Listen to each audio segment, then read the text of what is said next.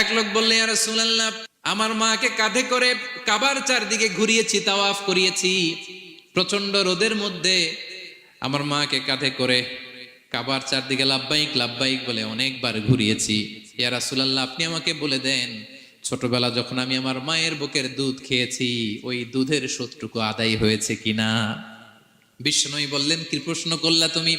লাউ কাতাতা জিলদাক, তুমি যদি তোমার গায়ের চামড়া কেটে জুতা বানিয়ে দাও, চামড়াটা কেটে শুকিয়ে যদি জুতা বানিয়ে তোমার মায়ের পায়ের নিচে দিয়ে দাও, ছোটবেলায় মায়ের বুকের যে দুধ খেয়েছো, একটা দুধের এক ঢোক দুধ খাওয়ার শোধ আদায় হবে না।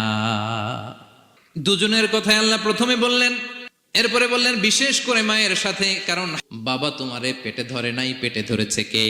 এক লোক বললেন, ইয়া রাসূলুল্লাহ, আমার মাকে কাঁধে করে কাবার চারদিকে ঘুরিয়েছি, তাওয়াফ করিয়েছি। প্রচন্ড রোদের মধ্যে আমার